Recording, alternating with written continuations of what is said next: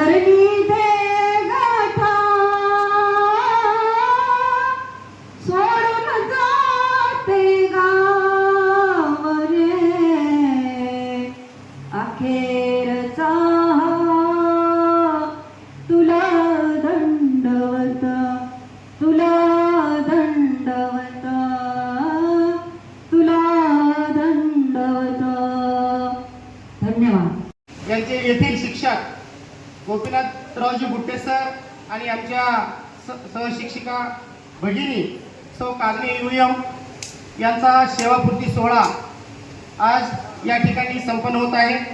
या कार्यक्रमासाठी अध्यक्ष म्हणून त्याचा दिली नेमणूक 30-35 वर्ष झाले त्या गोष्टीला, गोपीनाथराव आणि उषाताईला.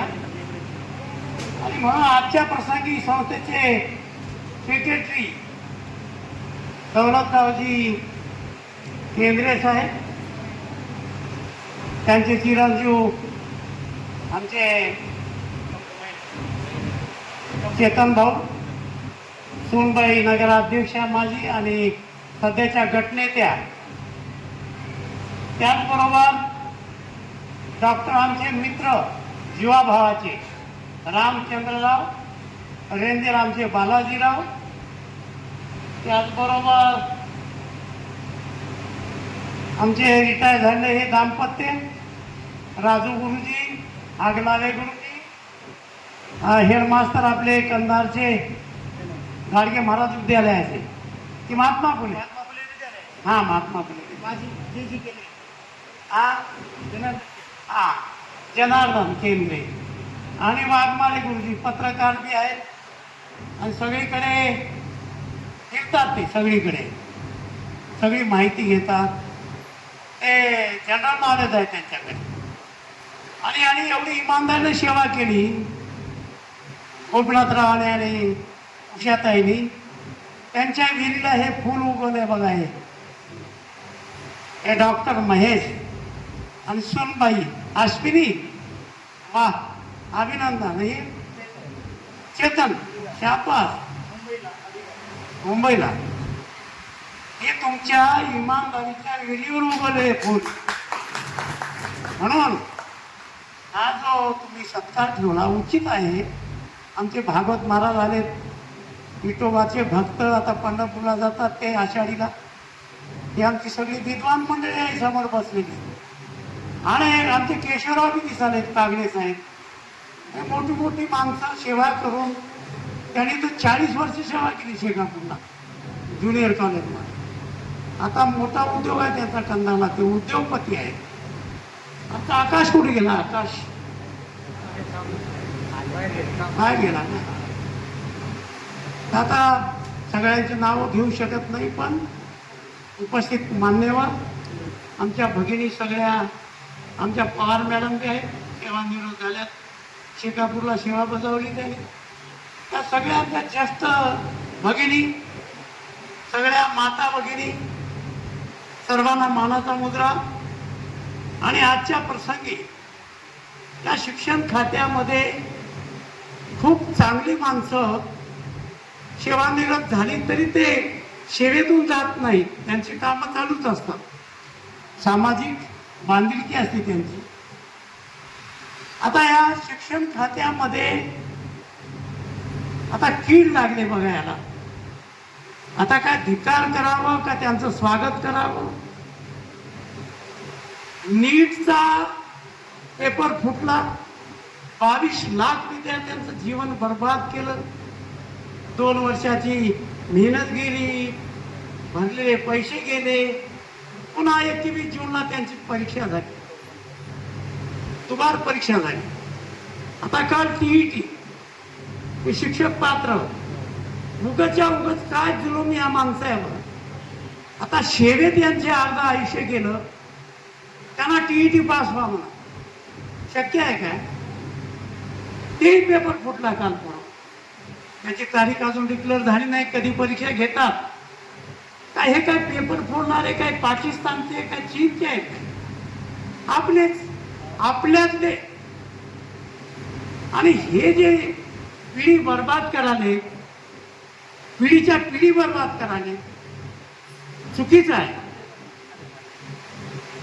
सापडाले, त्यांना जेल, मला वाटले त्यांचे नाव डिक्लेअर व्हायले.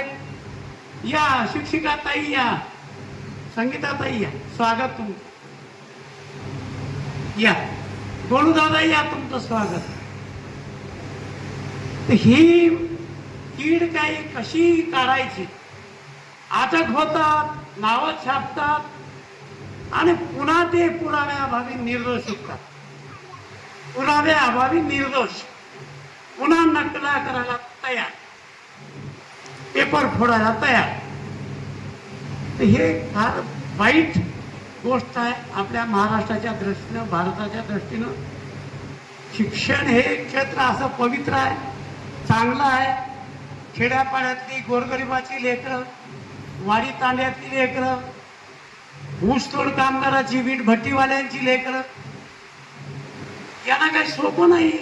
वर्ष, 1.5 वर्ष, 2 वर्ष अभ्यास करणं, रात्र दिवस जागून काढणं, कर्ज घेऊन पैसे भरायची माहिती करून देणार आहे. ही जोडी सर्वप्रथम घरापासूनच सुरुवात जेव्हा होईल तेव्हा जसं बीज मातीत रुजवल्यानंतर आपलं सर्वस्व त्या मातीला समर्पण करून एक नव्या वृक्षामध्ये तयार होतं आणि वृक्षरूपी जे समाजात दिसतं त्याप्रमाणे या जोडीनं घराबरोबर सगळ्या बाबतीत त्या बीजाप्रमाणे आपलं जीवन समर्पित केलेलं आहे. आणि म्हणूनच त्यांच्या या सद्गुणांची गोड फळे आपल्याला पाहायला मिळतात, चाखायला मिळते, दिसतात. या जसं कळस उंच दिसत असला तरी पायारूपी जी दगडं असतात ती अगदी भक्कम असावी लागतात, तरच तो वरचा कळस हा सुंदर शोभायमान दिसतो. आणि मी विशेष म्हणजे त्यांच्या गावची आणि मला त्यांच्याकडून खूप मार्गदर्शन मिळालेले.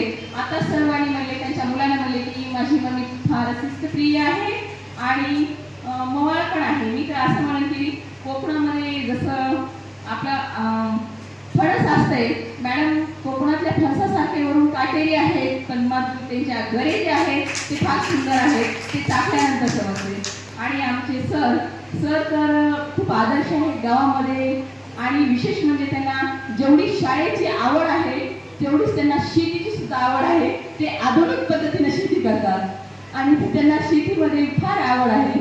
आणि इथून जे आयुष्य आहे इथून यांनी अतिशय प्रामाणिकपणानं संस्थेचं असेल किंवा शाळेमध्ये त्यांनी काम केलेलं आहे.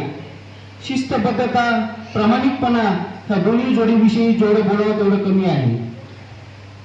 वेळेवर पिरियड घेणं, शाळेवर वेळेवर येणं, विद्यार्थ्याप्रती आपलं काहीतरी ध्येय आहे, एक चांगले विद्यार्थी आपल्या हातून घडले पाहिजेत असा त्यांचा एक माणूस होता आणि त्यांच्या पद्धतीनं त्यानं कार्य केलेलं आहे. आणि एक अष्टपैलू व्यक्तिमत्व म्हणायला दोघाला, त्या जोडीला म्हणायला हरकत नाही. कोणतीही जबाबदारी टाकली, कोणतीही काम सोपविलं, त्यांनी कधी नकार दिला नाही. एक चांगला NMSचे विद्यार्थी असेल, त्यांची परीक्षा घेणं असेल, त्यांना मार्गदर्शन करणं असेल, स्कॉलरशिपची परीक्षा घेणं असेल, त्या बाबतीत त्यांना त्यांचे पिरियड घेणं असतील, वेगवेगळ्या परीक्षा असतील, आठवडी परीक्षा शाळेमध्ये होत असतात, त्या परीक्षेमध्ये असेल, वेगवेगळ्या कोणत्याही क्षेत्रामध्ये, क्रिकेटची स्पर्धा असो, वेगवेगळ्या स्पर्धा असो, नांदेडला जाणं असो, तर प्रत्येक क्षेत्रामध्ये त्यांचा हिरिरीने सहभाग असायचा. मी प्रत्येक वेळेस शाळेमध्ये गेल्यानंतर सर कधीही मला अब्सेंट राहिलेले दिसले नाही. प्रत्येक वेळेस प्रामाणिकपणानं किंवा जे काही त्यांचा पिरियड ज्या वेळेमध्ये असायचा त्या वेळेमध्ये ते वर्गावर मला दिसत गेले. आणि त्याचबरोबर महात्मा फुले प्राथमिक शाळेमध्ये सुद्धा उषा कागणे मॅडम असतील, त्यांनी पण एक आपलं काहीतरी देणं आहे समाजाविषयी. आपल्याला विद्यार्थी घडवायचे आहेत, त्यांना एक चांगल्या प्रकारचं शिक्षण दिलं पाहिजे असा ह्या पद्धतीनं त्या जोडीचं कार्य मला हमेशा दिसत गेलेलं आहे. आणि आमच्या प्राथमिक शाळेचे DG सर असतील, त्यांची टीम असेल, अगलावे सर असतील, राजू केंद्रे सर असतील, हे अतिशय तळमळीने विद्यार्थ्यांना शिकवित असतात. आणि आमची प्राथमिक शाळामध्ये कंधारमध्ये एक नंबर 1 वर असलेली शाळा आहे. एक लहान लेकरं जरी असतील, त्यांना जरी तुम्ही स्टेजवर उभा केलं तर ती लेकरं भाषणाला कमी पडणार नाहीत, तुम्ही कोणताही जर त्यांना जटलवाणी म्हणला जर प्रश्न विचारला तर ते त्यांच्या पद्धतीने जेवढी माहिती असतील ते तुम्ही त्यांनी सांगतील. म्हणजे एक अतिशय एक चांगलं ज्ञानदानाचं कार्य आमच्या संत गाडगेबाबा शिक्षण संस्थेमध्ये होत असतं. महात्मा फुले माध्यमिक शाळा असेल, आता ह्या वर्षी शाळेचा निकाल जर बघितला आमचा तर कंधारमध्ये शहरामध्ये ही महात्मा फुले माध्यमिक शाळा ही आमची प्रथम आहे. त्याचबरोबर आमचं दुसरी युनिट संत गाडगेबाबा माध्यमिक विद्यालय सोमठाणा हे 80% अनुदानित शाळा आमची सोमठाण्याला आहे. ते कंधार तालुक्यामध्ये ती शाळा प्रथम आहे. तर असं दोन्ही युनिट आमचे एक शहरामध्ये प्रथम आहे आणि दुसरी शाळा तालुक्यामध्ये प्रथम आहे. आणि त्याचबरोबर आमचा मागचा जर निकाल बघितला महात्मा फुले माध्यमिक शाळेचा तर दरवर्षी म्हणजे जवळपास 4-5 वर्ष झालं तो निकाल 100% लागत आलेला आहे. NAMS मध्ये विद्यार्थी असतील, स्कॉलरशिप मध्ये विद्यार्थी असतील, या सर्व परीक्षेमध्ये आमच्या महात्मा फुले शाळेचे विद्यार्थी भाग घेत असतात आणि चांगल्या पद्धतीने उत्तीर्ण पण होत असतात. आणि ह्या वर्षीचा निकाल जर बघितला आपण तर NAMS चे विद्यार्थी पात्र आहेत, जवळपास 7 ते 10 विद्यार्थी हे पात्र आहेत. आणि हे सर्व जर श्रेय म्हणायला गेलं तर हे माध्यमिक शाळेची टीम आहे. हे सर्व जे टीम आहे एकत्रित कुटुंबासारखं काम करते. अजिबात हेवा देवा नाही, एकमेकांविषयी म्हणजे हेतू नाही, कटुता नाही, एक भावाप्रमाणे एक कुटुंबाप्रमाणे हे सर्व वागत असतात. आणि त्याचा जे भाग जर म्हणलं तर एक अतिशय चांगल्या प्रमाणे जर काम म्हणजे प्रामाणिकपणाने काम केलं असेल तर गोपीनाथ गुट्टे सरांनी आपल्या माध्यमिक शाळेमध्ये खूप चांगल्या पद्धतीने प्रामाणिकपणाने काम केलेलं आहे. आणि त्यांनी एक शिक्षक म्हणजे शिक्षकी पेशाला असं खूप चांगल्या पद्धतीने त्याला जागरूकतेनं त्या पदाला त्यांनी महत्त्व दिलेलं आहे. आणि अशाच प्रकारे सर सेवानिवृत्त झालेले आहेत. त्यांचं पुढील आयुष्य त्यांचं सुखाचं समृद्धीचं जावं, त्यांना जे काही त्यांच्या अपेक्षा असतील, जे काही त्यांच्या अपूर्ण अपेक्षा असतील त्या उर्वरित जे काही अपेक्षा आहेत त्या उर्वरित त्यांच्या ह्या राहिलेल्या ह्याच्यामध्ये ते पूर्ण हो अशी मी ईश्वरचरणी प्रार्थना करतो. आणि त्या दोघाही जोडींना इथून पुढचं जे आयुष्य आहे त्यांचं ते समाज कार्यासाठी त्यांचा वेळ जावो अशीच मी ईश्वरचरणी प्रार्थना करतो. आणि संस्थेकडून त्यांना खूप खूप शुभेच्छा देतो. आणि त्यांनी जे शिक्षणाविषयी जे त्यांचा जे भाव होता, जे त्यांची प्रामाणिकपणा होता, त्यांच्याबद्दल मी त्यांना एक शिक्षक म्हणून वंदन करतो. संस्थेकडून त्यांना खूप खूप शुभेच्छा देऊन मी ते थांबतो. जय हिंद, जय भारत. उभे नाहीत, पण त्यावेळेस त्यांनी माझ्यासाठी प्रयत्न केले होते. आणि मोठ्या साहेबांनी शब्द दिला होता की बाबा पुढील जागा होईल त्यावेळेस मी मुलांना नक्की घेतो. आता मग फक्त एक लेडीची जागा आहे आणि ते कसं आहे बसत नाही नियमामध्ये. लेडीज दिली तर अप्रूव्हल लवकर मिळेल म्हणून पुढच्या जागेवर तुम्हाला घेतो म्हणून ऑक्टोबर 90ला शब्द दिला होता. आणि ज्यावेळेस 1992ला रामदास गुट्टे सर जे जिल्हा परिषद लागले आणि त्या ठिकाणी झालेल्या रिक्त पदावर लगेच मला साहेबांनी अपॉइंटमेंट दिली आणि रुजू करून घेतलं. त्यावेळेस अशा प्रकारच्या ऑनलाईन अडचणी वगैरे नव्हत्या, सरळ सेवा भरती होती. आणि साहेबांनी दिलेला शब्द त्यावेळेस एकच शब्द बोलले की माझी जबान गेली आहे, मी तुमच्या वडिलांना शब्द दिला मी तुम्हाला घेणार. घरी गेलो सकाळी साहेब काही नाव ठेवले. आता मी नाव सांगायला तर तुम्हाला हसू येईल, एवढी वाईट परिस्थिती आमची होती. घरला गेलं तर लेकरं म्हणायचे ते दंडी शाळेचे गुरुजी आले बघा, ह्या शाळेत आपल्याला जायचं नाही. एवढी वाईट अवस्था होती. मग साहेबांनी हो म्हणले मी शाळा बांधतो, साहेबाला बोला म्हणले तुम्ही. मग आम्ही मध्यस्थी घालून मोठ्या साहेबाला बोलवलं. साहेब म्हणले काय हरकत नाही, बांधू द्या, भाडं त्यांनी खाऊ द्या म्हणले. ते हळूच मिटली गोष्ट. मी शेवटी नाव घेतलं कारण तुम्हाला सगळ्यांना वाईट वाटू नये अशी माझी माय. आणि सर्व सरांचे नातेवाईक, सरांच्या बहिणी, माझा मुलगा, माझी सून, माझी दोन्ही मुलं आणि सर्व सर्व आदरणीय व्यक्ती बंधू भगिनींनो, या निरोप समारंभामध्ये काय बोलावं हेच मला सुचेना झाले. माझ्या ओठातले शब्द पसार झाले, माझं मन भरून आले, पण मी डोळ्यात पाणी न आणता एक 2 शब्द बोलण्याचा प्रयत्न करते. आजचा दिवस माझ्यासाठी अत्यंत भावूक आहे. याचे एक कारण की 35 वर्ष मी शाळेचा अविभाज्य घटक होते. शाळेचा रस्ता एवढा पाठ होता मला की डोळे झाकले आणि शाळेत जावं म्हटलं तर मी डोळे झाकून शाळेत जाऊ शकते. इतका रस्ता मला पाठवता, एवढं मला माझी शाळा अंगवळणी पडली होती. एवढं एकच बोलते, डोळे झाकून मी शाळेत जाऊ शकते, इतकी अंगवळणी मला शाळा पडली होती. घर आणि कुटुंब याबद्दल जर बोलायचं झालं तर महिलेची, नोकरी करणाऱ्या महिलेची तारेवरची कसरत होत असते. सोपं नाही घर सांभाळून सर्व्हिस करणं. आणि मला 100% जर शाळेला योगदान देता आलं असेल तर ते माझ्या मायेमुळं, कारण तिने माझं घर सांभाळलं. आणि मला 100% योगदान देता आलं ते फक्त आणि फक्त माझ्या घरी माणूस होतं म्हणून मी अनंत जन्माची माझ्या आईची ऋणी आहे. त्याचबरोबर शाळा जर बोललं, मी आणि माझे पती एकाच संस्थेत काम करत असल्यामुळं शाळा एके शाळा आणि शाळा दोन्ही शाळा एकच विषय आमच्या डोक्यात होता, दुसरं काहीच बोलत नाही. जळी, स्थळी, काष्टी आणि पाषाणी चारही ठिकाणी आम्ही शाळेबद्दल काम केलं. याच्या व्यतिरिक्त मी शाळेसाठी काही बोलणार नाही. आता माझ्या जीवनात अत्यंत सुखदुःखाचे प्रसंग आले, काही आनंदाचे असतील, काही दुःखाचे असतील. या सगळ्या प्रसंगामध्ये माझा स्टाफ माझ्या पाठीमागे खंबीरपणे उभा होता. आता ऑनलाईनचे काम आहेत बघा, खूप रोज एक वेगळं काम निघतंय. मी मोबाईल घ्यायचा, आमची जरा जुनी पिढी, आम्हाला काही कळायचं नाही याच्यातलं कसं करावं. मोबाईल घ्यायचा, आगला सरला माझ्यासारखेच सर पण सरकडे जायचं, सर हे कसं करावं, हे उपस्थिती कशी नोंदवा, प्रत्येक गोष्टीत मला सहकार्य केलं. पण जास्तीचा वेळ न लावता मी लगेच त्यांच्याकडे समाविष्ट होत गेले आणि एक एक गोष्टी शिकत गेले.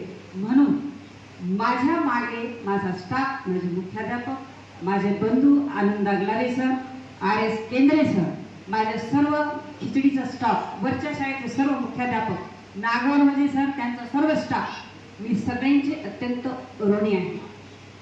त्याचबरोबर एक गोष्ट मला नोकरीच्या संदर्भात बोलावीशी वाटते. नोकरी म्हणजे अर्थार्जनाचं साधन आहे.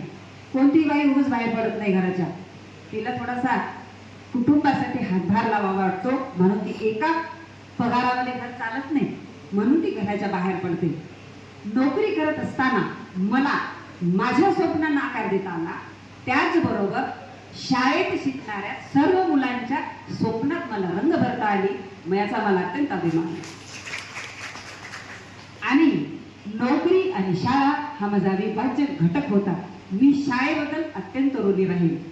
माझ्यावर विश्वास ठेवून सर्व संस्थेचे अध्यक्ष, सचिव, मोठे साहेब, आम्ही मोठे साहेब म्हणतो संभाजी पाटलांना, या सर्वांनी मला ज्ञानार्जनाचं कामाचा वसा माझ्यावर सोपवला. त्यामुळे मी त्यांची देखील अत्यंत ऋणी आहे. मी काहीच करू शकले नसते मला जर ही संधी मिळाली नसती तर, म्हणून मी त्यांची सर्वांची ऋणी आहे. आता रक्ताच्या नातेपेक्षा मला जास्त नाती मिळाली माझ्या शाळेतली. काही जरी झालं तर थोडं चर्चा व्हायची शाळेमध्ये, पण मी एक गोष्ट केली बघा, घरचा विषय मी कधीच शाळेत काढला नाही. शाळेतला घरापर्यंत नेला पण घरचा शाळेत विषय काढला नाही. तुमच्या माहितीसाठी सांगते, मी आणि सर दोघं एका शाळेत काम करत असताना सुद्धा जे नवीन आले त्यांना कुणालाच माहीत होत नव्हतं की हे दोघं जण नवरा बायको आहे. आम्ही कळू दिलं नाही कोणालाच. मग नंतर कशा तरी कोणत्या प्रसंगातून लक्षात यायचं, दोघं एकदाच आले की कळायचं हे दोघं एकदाच कसं काय आले. मग हे दोघं जण म्हणजे एक कुटुंब आहे, दोघं नवरा बायको आहेत असं तेव्हा कळायचं. म्हणजे मी येऊ दिलं नाही माझ्या कामामध्ये.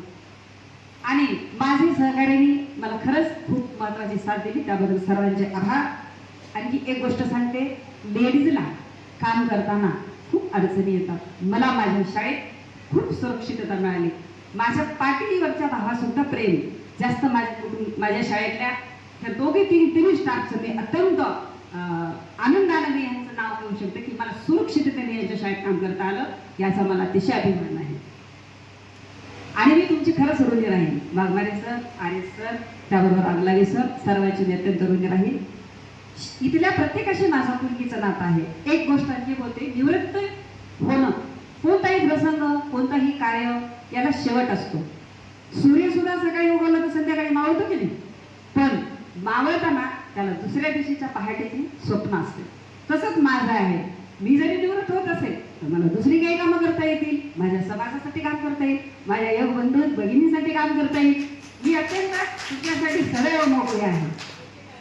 निरोप या शब्दामध्ये रोप हा शब्द आहे. रोप म्हणजे रुजणे, पुनर्जीवन होणे रोप म्हणजे.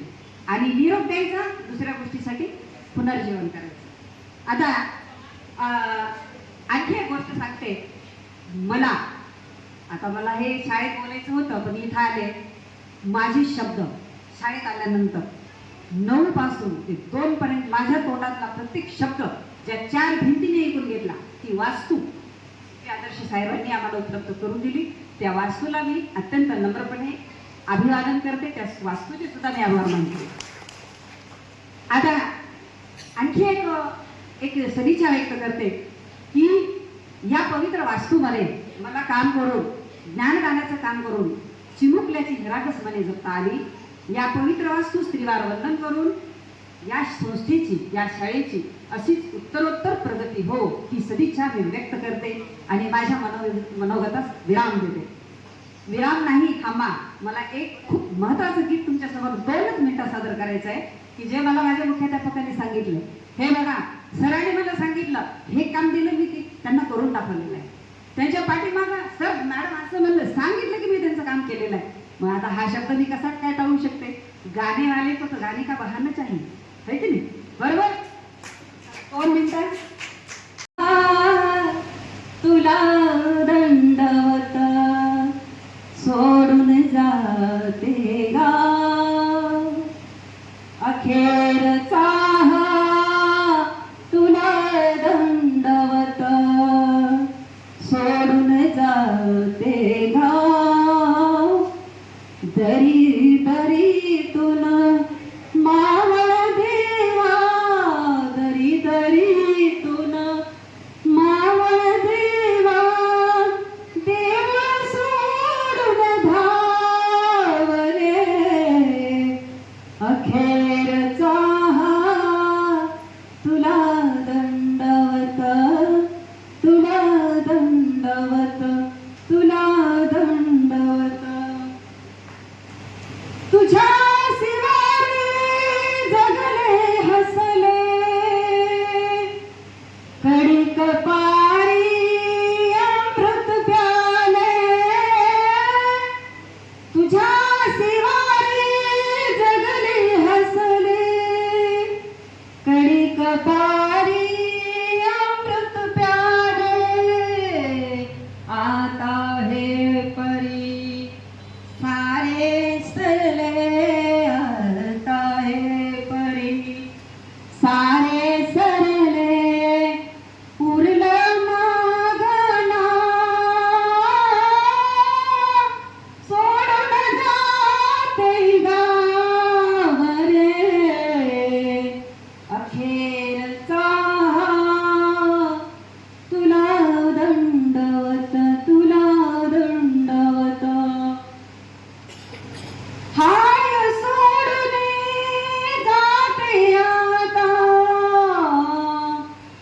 सोडून देवी जैसी सीता, हाय सोडून जाते आता, ओढून नेली जैसी सीता,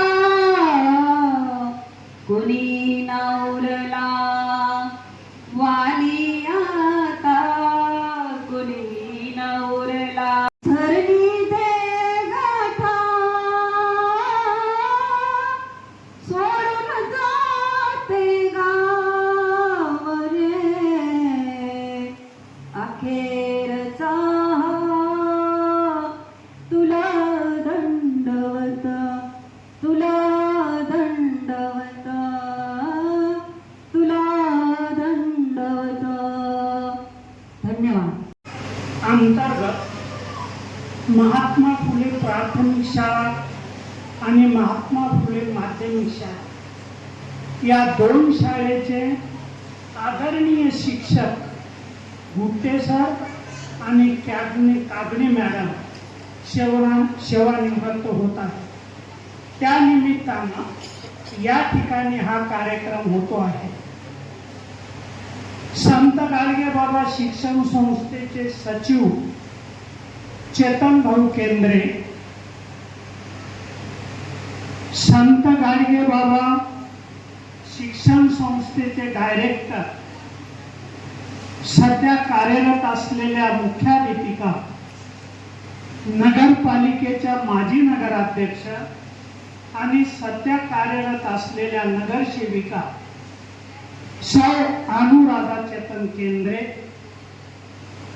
सत्कार मूर्ती म्हणजे सेवानिवृत्त होत असलेले गुट्टे सर आणि काकणे मॅडम, व्यासपीठावर उपस्थित असलेले माझे मित्र डॉक्टर गुट्टे साहेब, त्यांचे बंधू गुट्टे साहेब रेंजर साहेब, महात्मा फुले माध्यमिक विद्यालयाचे माजी मुख्याध्यापक जनार्दन केंद्रे सर, महात्मा फुले प्राथमिक शाळेचे होतकरू मुख्याध्यापक डी.जी. वाघमारे सर, संस्था अंतर्गत संत गाडगेबाबा माध्यमिक विद्यालय सोमठाण्याचे प्रयत्नशील मुख्याध्यापक धोंडीबा नागरगोजे सर आणि त्यांचा स्टाफ, या ठिकाणी उपस्थित असलेले गुट्टे सर, कागणे सरांचे नातेवाईक, त्यांची घरची मंडळी, या दोघांचे 2 चिरंजीव, त्यांचे नातू, त्यांच्या मुलांनी भावना या ठिकाणी व्यक्त केल्या. त्यांना अश्रू आवरले नाही. आई वडिलांना त्यांनी देवाचा दर्जा दिला. खूप महत्वाची गोष्ट त्या ठिकाणी या ठिकाणी त्यांनी मांडली. मला वाटलं नाही की डॉक्टर माणूस देवाला मानतो, परंतु त्यांनी आई वडिलांना देव मानलं. हे फार मोलाची गोष्ट आहे. ही आचरणात सगळ्यांनी आणावी.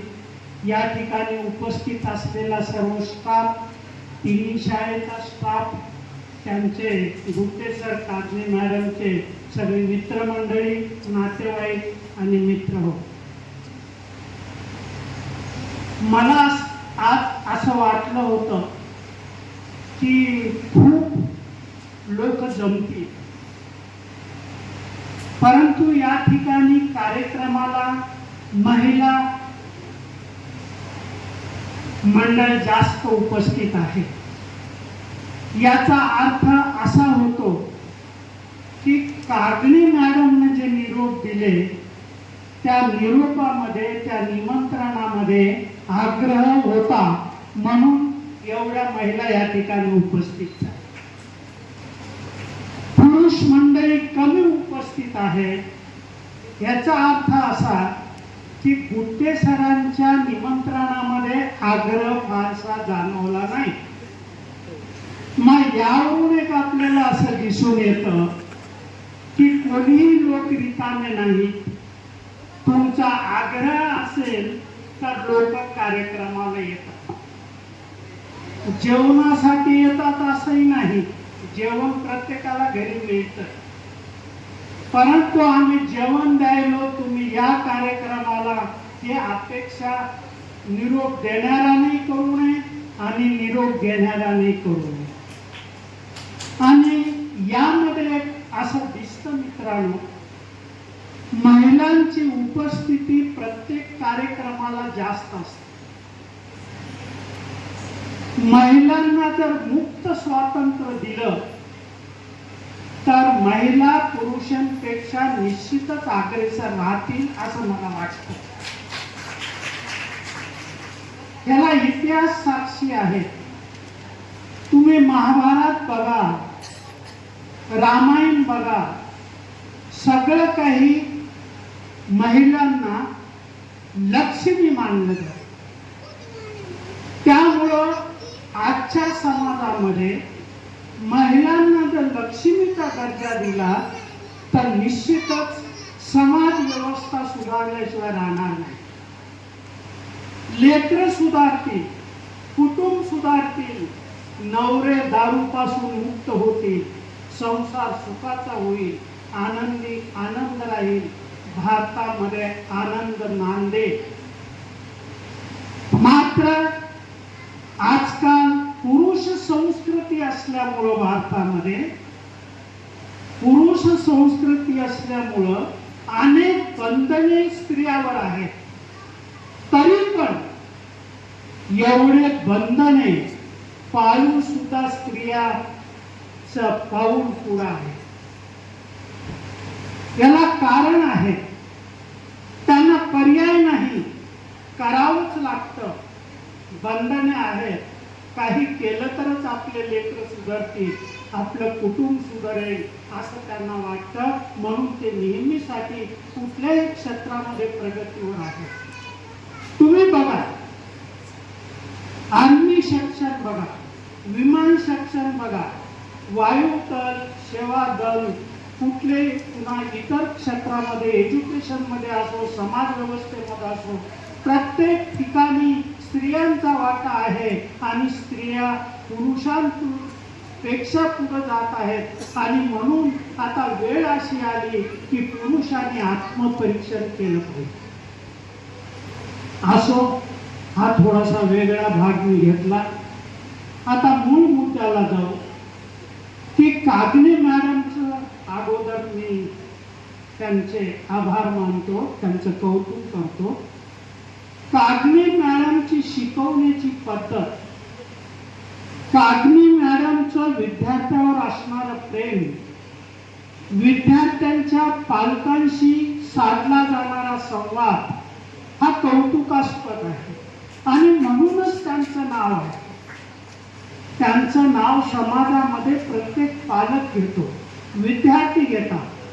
आणि हे प्रेम तुम्हाला कागणे मॅडमचं दिसतंय. महिला एवढ्या उपस्थित आहेत, त्यांच्याविषयी सहानुभूती, त्यांच्याविषयी आपुलकी आहे, म्हणून महिला या ठिकाणी एवढ्या उपस्थित झाल्या.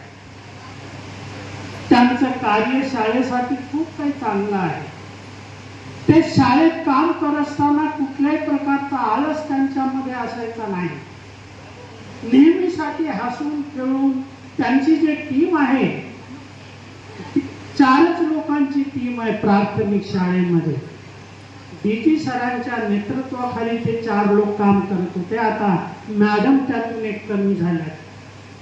ही टीम एवढी चांगली होती की समाजामध्ये कुठलाही पालक भेटला की तुमची प्राथमिक शाळा अत्यंत चांगली चालते असं म्हणत असत. मला खूप लोकांनी म्हटले, काल परवाच एक पत्रकार 2-3 भेटले, त्यांनी म्हटले की तुमची प्राथमिक शाळा खूपच छान आहे, तशी माध्यमिक शाळेवर तुम्ही लक्ष द्या.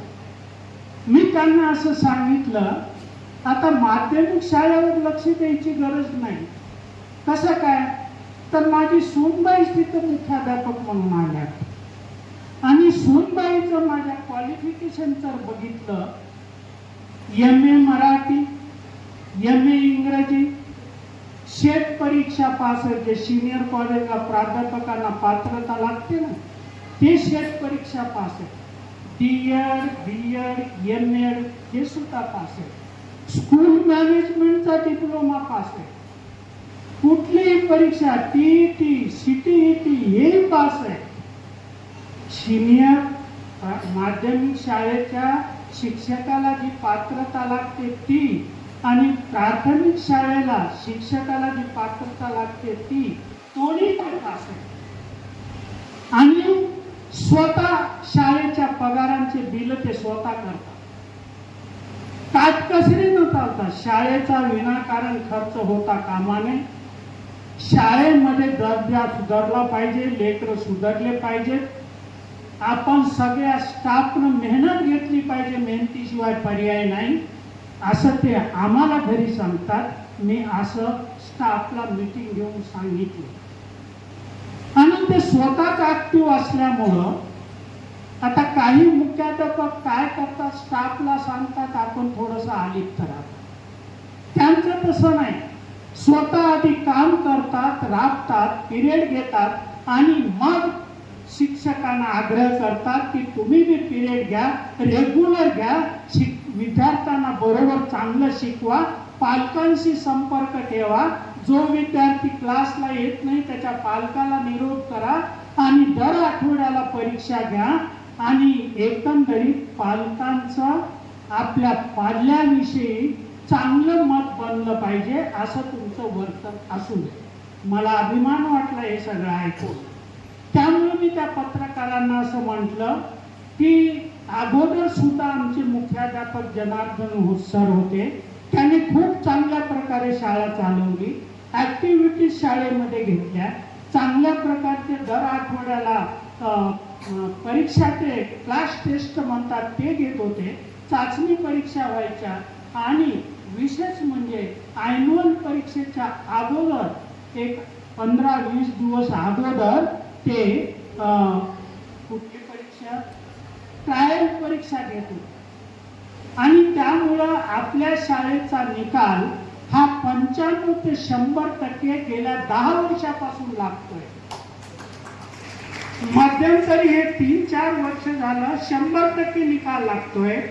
आज महात्मा फुले माध्यमिक विद्यालय कंधार मध्ये प्रॉपर दुसऱ्या शाळेंपेक्षा चांगला निकाल आहे. कसा की या वर्षी कलेक्टरनी कडक परीक्षा घेतली. तुम्हाला जाणीव असेल सगळ्यांना, कडक परीक्षा घेतल्या. बैठे पथक फिरवले, बैठे पथक बसवले, फिरते पथक फिरवले, तरी पण लोक काही गोंधळ करू नयेत, शिक्षक काही गडबड करू नयेत, मुख्याध्यापक काही गडबड करू नयेत म्हणून त्यांनी जातीनं लक्ष घालून ते ऑनलाईन CCTV कॅमेरे कलेक्टरच्या ऑफिसमध्ये कॉम्प्युटरला जोडलेले होते.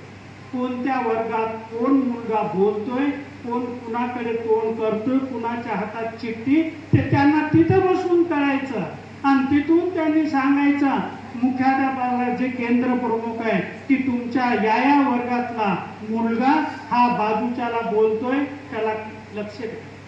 म्हणजे एवढी यंत्रणा कडक असून सुद्धा आपल्या महात्मा फुले शाळा ही कंधार तालुक्यामध्ये कंधारमधून प्रॉपर फर्स्ट आहे. आणि आमच्या संस्थेची दुसरी शाळा सोमठाण्याची, जिथं नागोरगोजी सर मुख्याध्यापक आहेत, ते तालुक्यामध्ये शाळा फर्स्ट. आणि मित्र, तुम्हाला वाटत की हे काय लांबच चालले, जाय ना, हे तो आवडतं. आता दुसरं एक महत्वाचं मला सांगायचं मित्र, तुम्ही एक प्राध्यापक, मला शिक्षकांच्या अडीअडचणी माहिती आहे. शिक्षकाचा दर्जा कसा असावा, विद्यार्थ्यांना कसं शिकवलं पाहिजे, हे सगळं काही माझ्याकडे आहे, मला अनुभव आहे. मित्र, मी तुम्हाला गर्वानं सांगतो, मी जीवनामध्ये चिठ्ठी किंवा पुस्तक शिकवताना कधीच वर्गात घेतलं नाही आणि म्हणून माझे इम्प्रेशन वर्गावर कुठल्याच प्रकारची चिठ्ठी नाही. मी जर बोलायला सुरू केलो तर 45 मिनिटं येणीच अशी निघून जातो. ऑब्जेक्टिव्ह लेकरांना लिहून द्यायचं म्हटलं, तोंडी ऑब्जेक्टिव्ह 50-60 ऑब्जेक्टिव्ह एका धड्यावरचे तोंडी लिहून. तुम्हाला असं वाटत की हे काय खरं आहे का, तू बढाई मारायला? नाही मित्र, मी बढाई कधी मारलेली नाही, मोठेपणा कधी केलेला नाही, करणार नाही. इमानदारीनं जे आहे, प्रामाणिकपणानं जे आहे तेच मी सांगतो. आणि म्हणून मी माझ्या संस्थेमध्ये सर्वसाधारण एज्युकेशन मधलेच लोक डायरेक्टर, राजकीय नेता माझ्या संस्थेमध्ये नाही. आम्ही सगळे एज्युकेटेड लोक आहोत, शिक्षक लोक आहोत. ज्यांना आता मी शिक्षक लोकच डायरेक्टर म्हणून का घेतले, त्याचं कारण त्याला कळलं पाहिजे, त्यांना अनुभव असतो शाळेमध्ये काय प्रॉब्लेम नाही, विद्यार्थ्यांना कसं शिकवायला पाहिजे हे त्याला अनुभव असतो. आणि मग आम्ही मीटिंगमध्ये चर्चा करत असताना, बैठकीमध्ये चर्चा करत असताना शिक्षकाने कसं शिकवलं पाहिजे की जेणेकरून विद्यार्थी सुधरेल, हा आमचा ध्यास असतो. आणि तसं आम्ही आमच्या शाळेतील लोकांना सांगतो. आमची सुनबाई तेच करते, आमच्या पावलावर पाऊल घेऊन चालते. माझा मुलगा चेतन भाऊ, त्याला अनेक दुसरी कामं आहेत, तो सतत चिखलीकर साहेबांसोबत फिरत असतो, परंतु तो माझ्या पावलावर पाऊल ठेवून तेच धोरण त्याने अंमलात आणलेलं आहे. म्हणून मित्र, बस माझं एवढंच म्हणणं आहे की आम्ही शाळेसाठी प्रामाणिकपणे मेहनत करतो. आता लोकांच्या आग्रह असतो, काही पालक आम्हाला म्हणाले की तुम्हाला एज्युकेशनचा वारसा आहे, तुम्ही इंग्लिश स्कूल सुरू करा. म्हणून आम्ही इंग्लिश स्कूल सुरू केलं. आता जून पासून नर्सरी, LKG, UKG हे 3 वर्ग सुरू केलेले आहेत. आता पुढचे वर्ग आम्ही वरच्यावर जशी बॅच पुढे जाईल तशी आम्ही मान्यता आणू. मान्यता आणणं काही अवघड नाही, आम्ही करू शकतो. प्रतिकूल काळामध्ये आम्ही त्या गोष्टी अगोदर केल्या, तर आता तर काय अनुकूल काळात थोडं 4 पैसे खर्च होतात, करू शकतो आम्ही, पुढच्या परवानगी आणू शकतो. आणि मित्र हो, आता राहिला गुप्ते सरांचा, थोडक्यात त्यांच्याविषयी बोलतो. 2 मिनिटात तुमच्या समोर ठेवला होते. आमचं हे युनिट अगोदर पंड्यावर होतं, नंतर आम्ही ट्रान्सफर करून घेतलं कंधार. गुड्डे सरांना वारसा नव्हता घरात. बाप होते सरपंच, सेक्रेटरी काहीतरी होते, चेअरमन होते, राजकीय वारसा होता, एज्युकेशनल वारसा नव्हता. होता कुणाचा होता? गुड्डे साहेबांचा, डॉक्टर गुड्डे सरांचे चुलते आणि ते रेंजर सर. त्यांच्यामुळं त्यांचं कुटुंब सुधारलं, त्यांच्यामुळं गुड्डे सरांचं शिक्षण झालं, त्यांच्या आधारावर त्यांनी शिकले. आमचे चुलते एवढं शिकतात तर आम्ही का नाही, ते वारसा त्यांनी घेतला आणि ते शिकले. आता त्यांच्या नोकरीमध्ये त्यांनी खूप काही चांगलं काम केलं.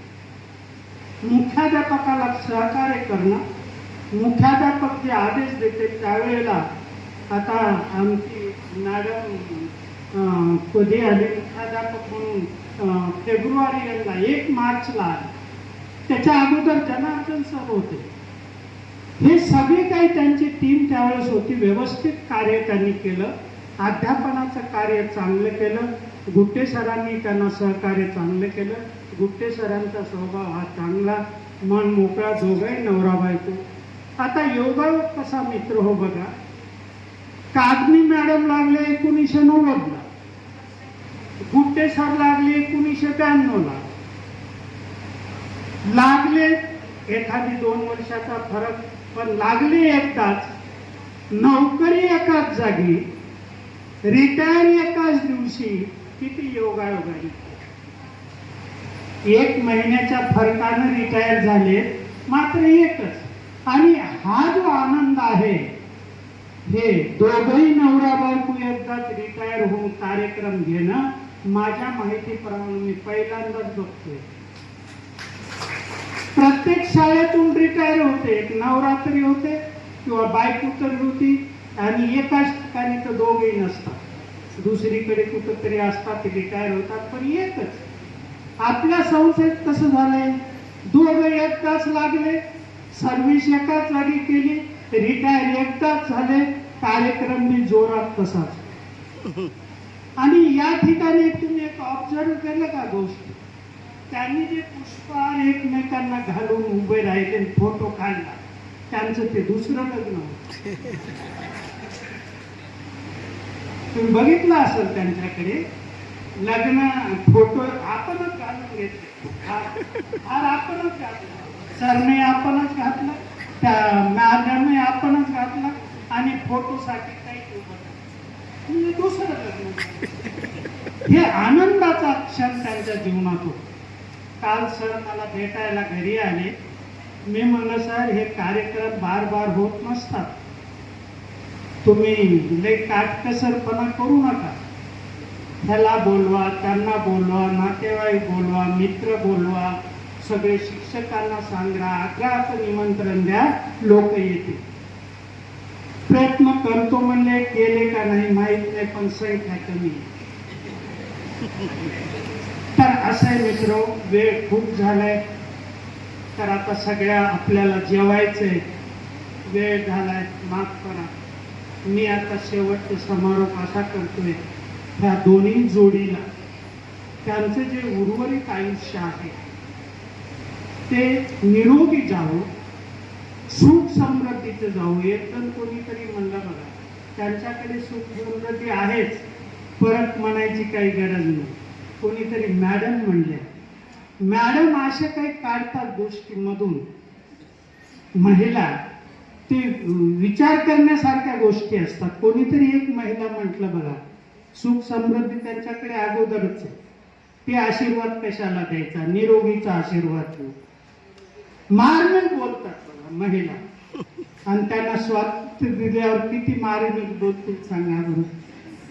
असो तर त्यांना त्यांचं उर्वरित आयुष्य सुखाचं समाधानाचं जावं.